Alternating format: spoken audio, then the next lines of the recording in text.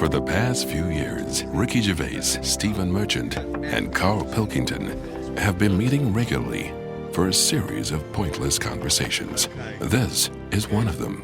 Testing. Is that all right? Hello and welcome to the Ricky Gervais Show with me, Ricky Gervais, Stephen Merchant. Hello. And the little round-headed buffoon that is Karl Pilkington. All right.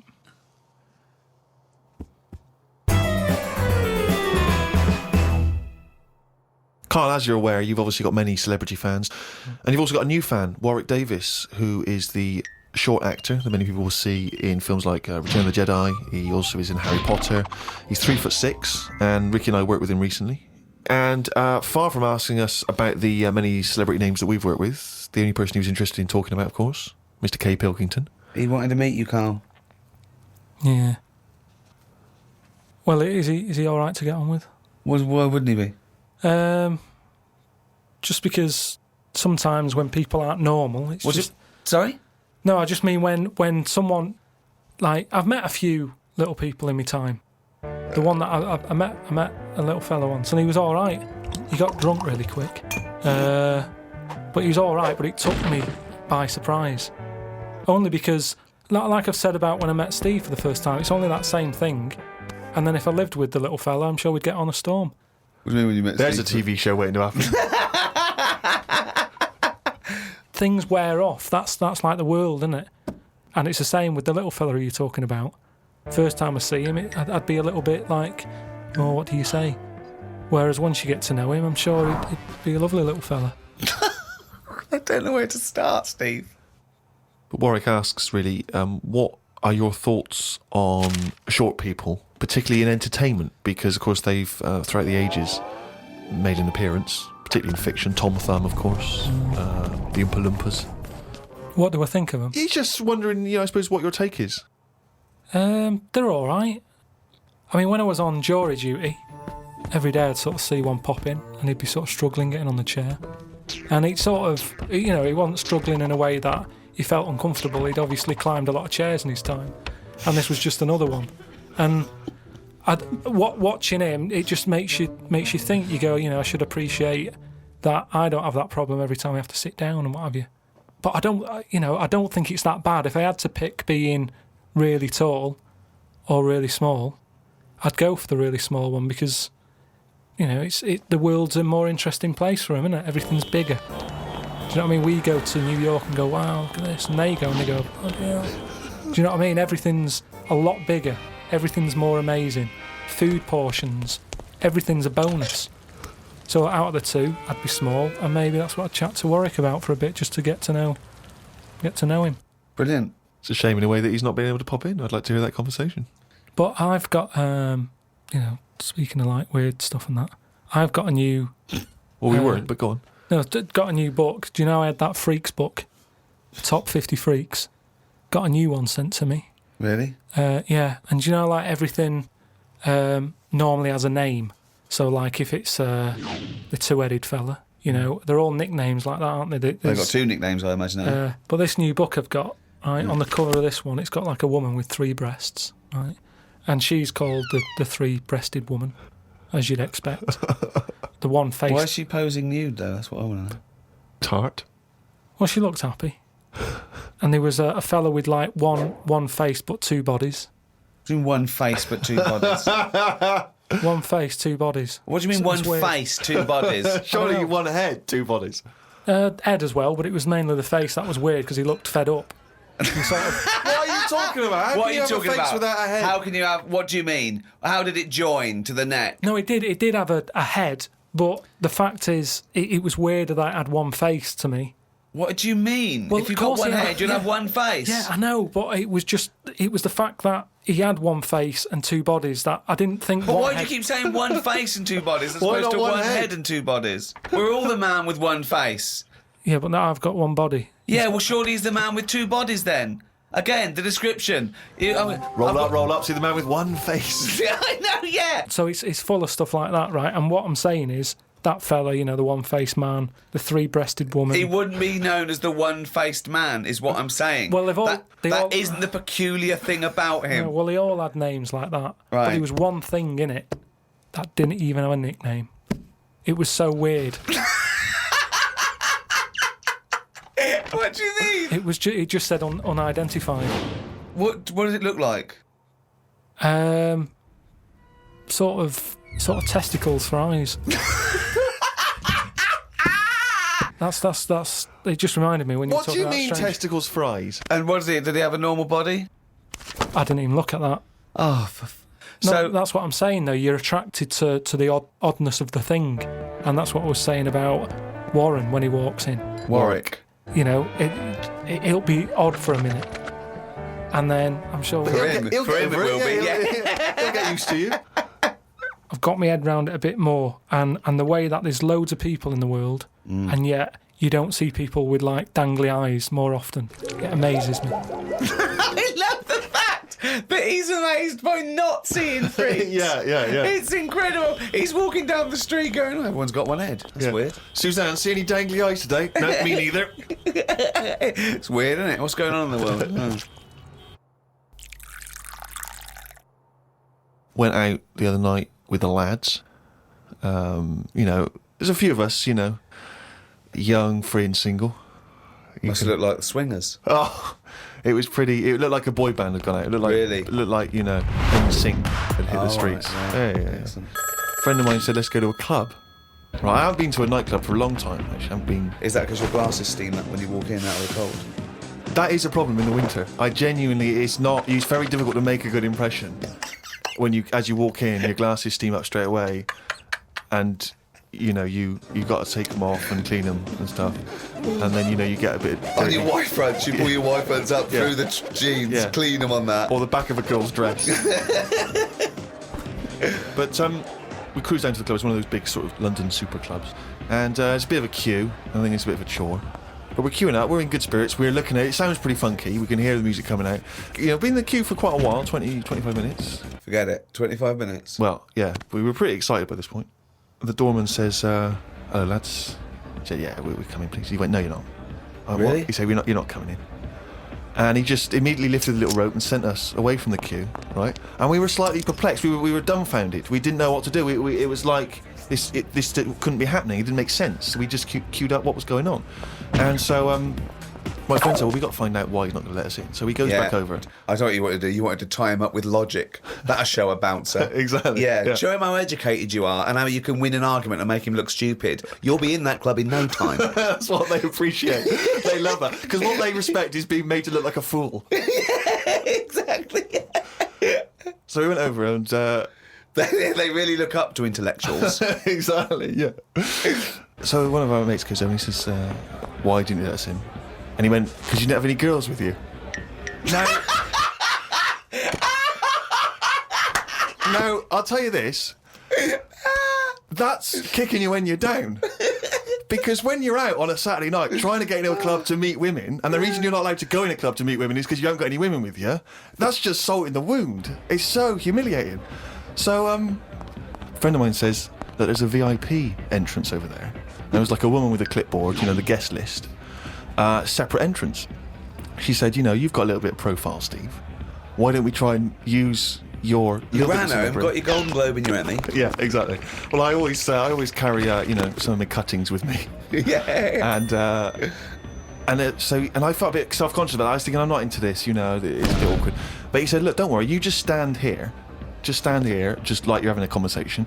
I'll go over, I'll point him out, I'll go, there's Steve Merchant over there, at the office. Or whatever. Oh, God, Steve! So I thought, well, the thing is, we were out, and I was a bit frustrated, and I thought, we may as well try everything. So I stand there, if my friend goes over and he has a word, and he comes back and he says, it's fine. She can't let us in the VIP entrance because she's not allowed, but what she can do is walk us to the front of the queue, right? You can walk to the front of the queue and explain. So I think, okay, fine. Oh, God. So we walk past everyone else, right, to the front of the queue, right? She goes up to the guy, she says, this is Steve Merchant office. The guy goes, I know he is, we're not letting him in. Oh, God! Oh, God! By now, of course, some people have recognised me, so they're trying to have my photo taken. So there's people inside the line that's being allowed in the club. I've got to lean across the rope to to have my photo taken with them, even though I'm not allowed in the club.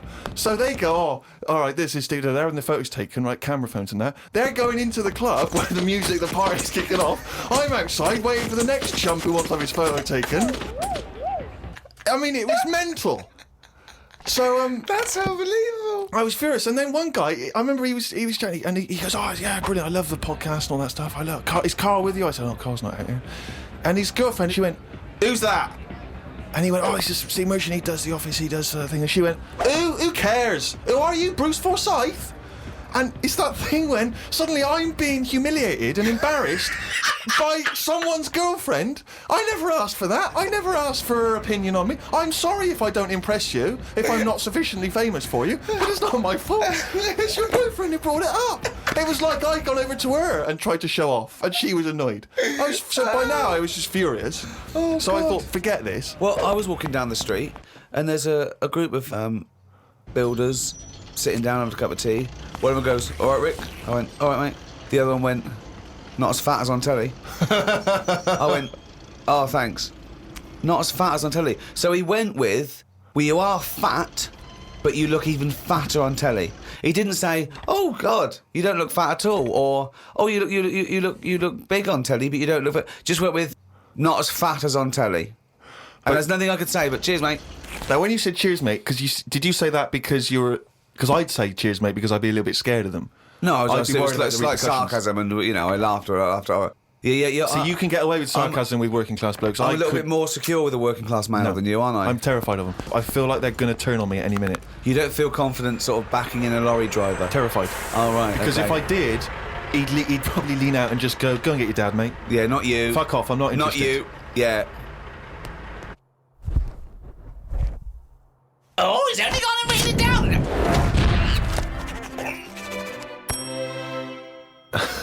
That jingle there signifying, of course, once again, another reading from the Diary of Karl Pilkington.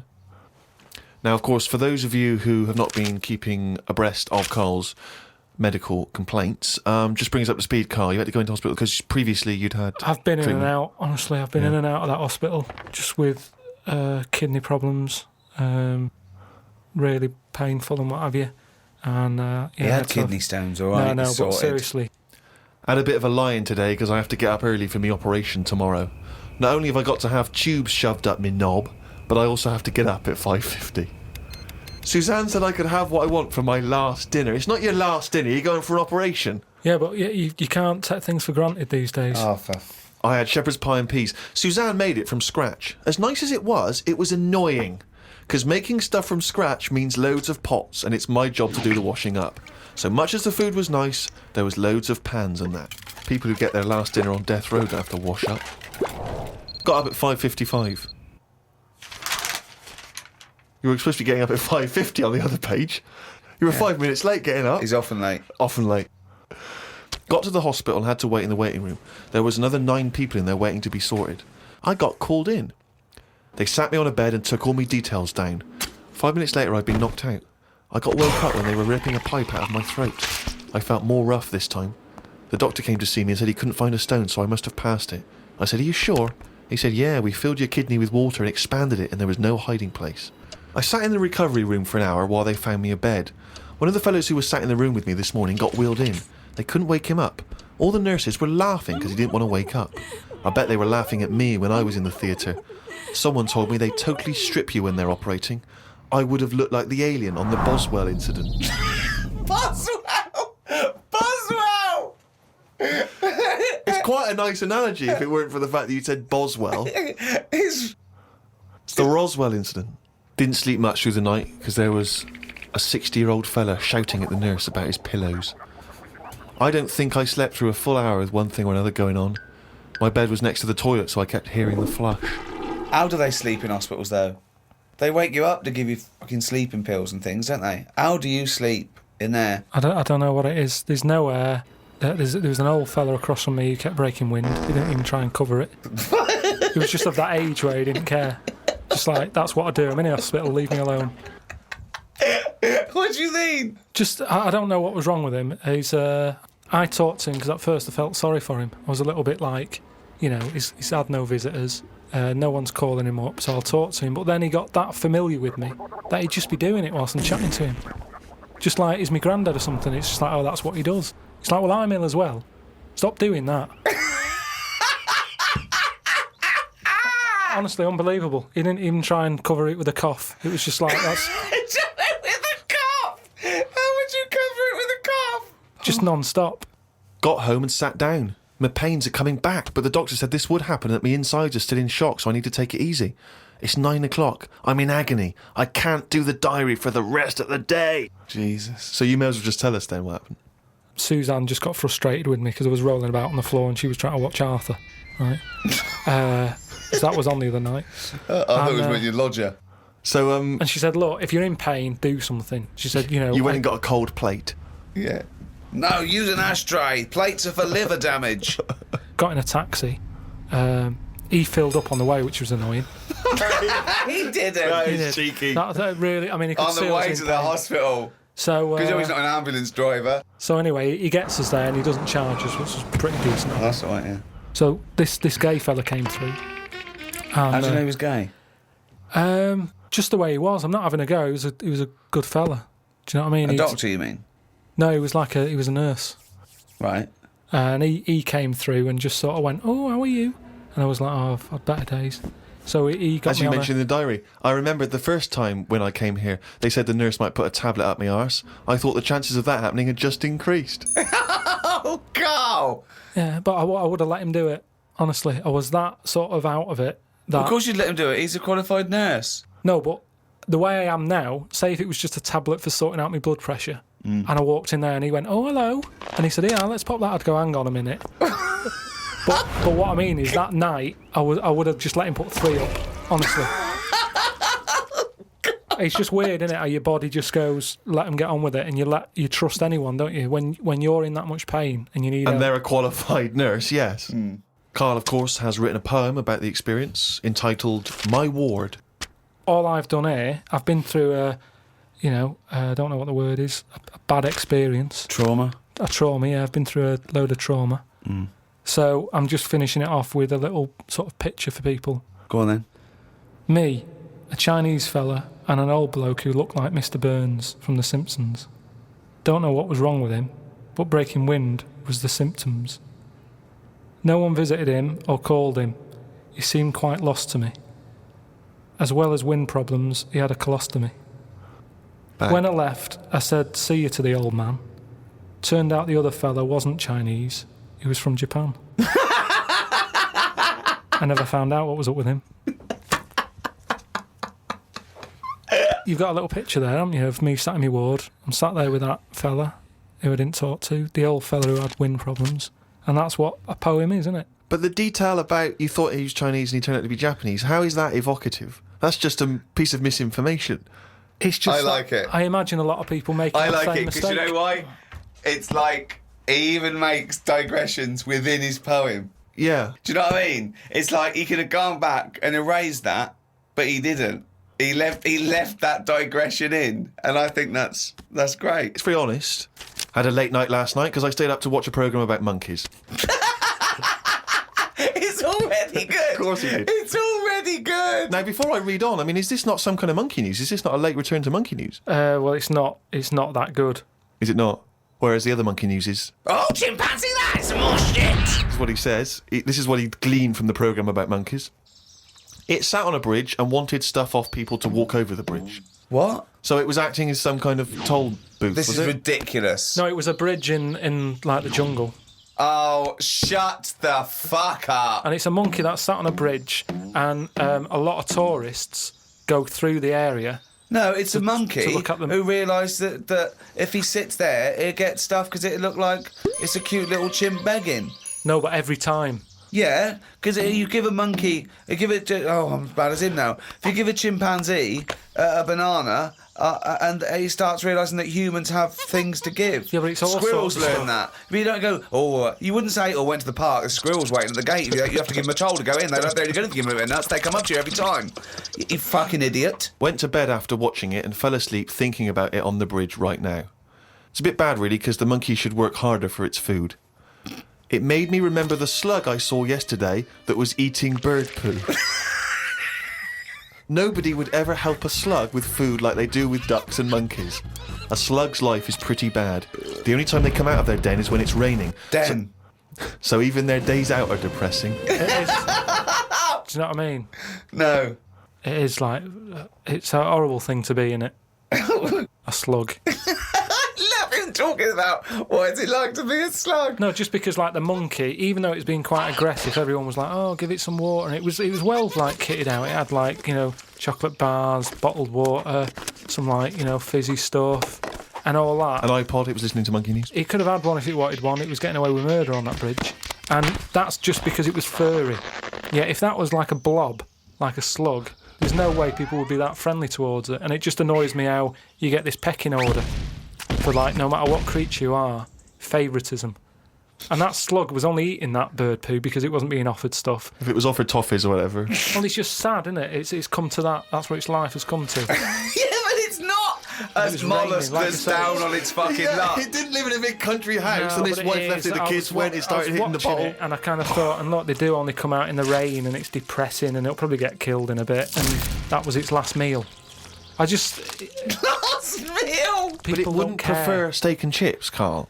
It No, but doesn't a have. leaf. It must like a leaf or at the end of the day, it's an insect. They love a It's leaf. not an insect. Well, it's part of that gang. It's part of that. No, it's part of They that. hang out together. They hang out It's not. together. Why do you think it's part of that Because gang? it knocks about in the woods in the same place as a spider does. But what I'm saying is they're eating boring stuff because that is what's It's in not their boring area. stuff to them. They're not. I have no opinion of it at all. They take in sustenance. No, but where you are is what you eat. When I'm in London, I'll have beans on toast for lunch. On holiday, what? Tapas? Go on, I'll have a bit. So it's whatever you eat, what's in that area. Suzanne went off to work and I went to the shop to buy some envelopes. The shop was empty, but the fella behind the counter was on the phone and just kept talking even though he could see I was waiting. I started to count backwards from 20. When I got to 6, he hung up and served me. I won't use the shop again. Question, why count backwards from 20? So he's thinking, what's going to happen at 1? If I start counting from 1, he's going, well, let him carry on. What, out loud? So, not really loud, but like more of a mouth action so he could see who was doing it. Do you know, like Sorry, you just started miming counting backwards to a man in a shop. He's on the phone. The Yes. shop is empty. I Yes. thought he'd like me custom. He could have served me and stay on the phone. Even though I don't like that, at least he's still doing what he needs to do. I'd have said, working the sorry, shop. can I just get these, please? Yeah. Well, I stood there and I thought, it's annoying me now. My kidneys aching and I started to get a bit of a sweat on. So I thought, right, I'm going to give him 20 seconds and if he hasn't got off the phone, I'm leaving. Again, You are giving one yourself, of the strangest people. It's just giving yourself a thing. I could have been stood there for Free. ages. He's one of the strangest people who's free to walk It's the about streets. No, I set myself a little target and I thought I don't want to waste another 30 seconds in here. I'll give him 20. It worked. He served me at 6. But it didn't work. Yeah, but did he do it because you were doing that or did he finish his phone call? I don't know. I was busy counting.